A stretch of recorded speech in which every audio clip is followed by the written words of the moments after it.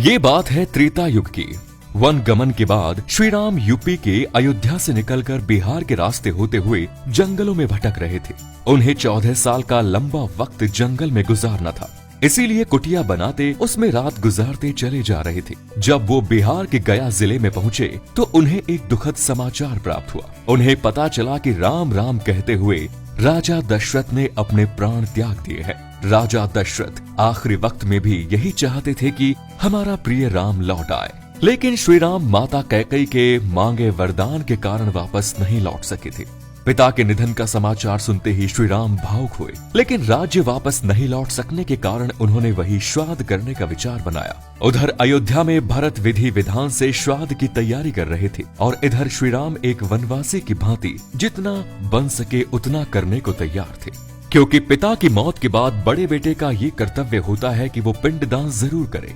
श्री राम सभी शास्त्रों का ज्ञाता थे, वो हर काम नीति के मुताबिक करते थे। इसीलिए ये दुखद समाचार सुनते ही लक्ष्मण के साथ जंगलों से दूर निकल गए, ताकि समय रहते श्राद्ध का सामान लेकर आए और पिता को पिंडदान कर सके। इधर माता सीता फल्गु नदी के किनारे उनका इंतजार कर रही थी, लेकिन श्राद्ध के वक्त तक दोनों भाई वापस नहीं लौट सके। उसी समय राजा दशरथ की आत्मा वहां पहुंची और पिंड मांगने लगी। असमंजस में पड़ी माँ सीता ने फल्गु नदी, वट वृक्ष, केतकी के फूल और गाय को साक्षी मानकर बालू का पिंड बनाया और उसी से पिंडदान कर दिया। जब श्री राम और लक्ष्मण लौटे तो माता सीता ने कहा कि पिंडदान का समय निकला जा रहा था, इसलिए मैंने खुद ही बालू से पिंडदान कर दिया। जब प्रभु श्री राम ने इसका प्रमाण मांगा तो माँ सीता ने कहा कि फल्गु नदी, वट वृक्ष, केतकी के फूल और गाय इसकी गवाही देंगे। लेकिन वट वृक्ष को छोड़कर तीनों भगवान राम के क्रोध के डर से मुकर गए, जिसे सुनते ही माता सीता को क्रोध आ गया। उन्होंने राजा दशरथ की आत्मा से प्रार्थना की कि अब आप ही सच्चाई बताएं।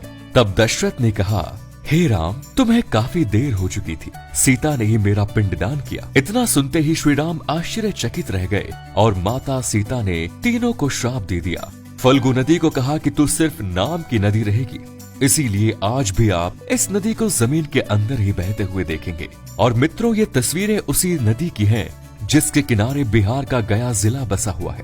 मृतकों के श्राद्ध और तर्पण के लिए गया काफी प्रसिद्ध है। पितृपक्ष के दौरान गया में लाखों लोगों की भीड़ उमड़ती है। विदेशों से भी हजारों लोग आते हैं, लेकिन वहां आने पर उन्हें पता चलता है कि यहाँ नदी तो है, लेकिन उसमें पानी नहीं है। आप ये जानकर हैरान हो जाएंगे कि नदी से जैसे ही आप बालू हटाएंगे वहाँ पानी मिलने लगेगा। उसी बालू को हटा हटा कर पानी निकाल कर लोग स्नान करते हैं। ऐसे ही बालू हटा हटा कर लोगों ने नदी में पानी जमा किया हुआ है, जबकि बालू के अंदर से पूरी नदी बहती है। ये बात सुनने में आपको अजीब लग सकती है, लेकिन कभी बिहार जाना हुआ तो इसका साक्षात दर्शन भी कर सकते हैं। इसके अलावा माता सीता ने गाय को श्राप दिया कि तू पूजनीय होकर भी लोगों का झूठा खाएगी, इसीलिए गौ माता आज भी कूड़े के ढेर में भोजन करती दिख जाएंगी, क्योंकि अब लोगों के लिए गाय सिर्फ नाम की माता रह गई है, जिसकी वो सेवा करना भूल चुके हैं। शायद माता सीता को कलयुग के लोगों का पहले ही आभास हो गया होगा, वरना पूजनीय गौ माता को झूठा खाने का श्राप नहीं देती। इसी का परिणाम है कि गाय आज भी कूड़े के ढेरों से झूठन खाती है। वहीं माता सीता ने केतकी के फूल को श्राप देते हुए कहा कि तुम्हें झूठ बोलने की सजा ये मिलेगी कि आज से कभी भी पूजा में तुम्हारा इस्तेमाल नहीं किया जाएगा। केतकी का फूल अगर आप किसी भी पूजा में इस्तेमाल करते हैं तो वो पूजा निष्फल हो जाती है। कहा तो ये भी जाता है कि माँ सीता ने गया के ब्राह्मणों को भी ये श्राप दिया था कि तुम्हें कितना भी दान मिल जाए लेकिन तुम संतुष्ट नहीं रहोगे।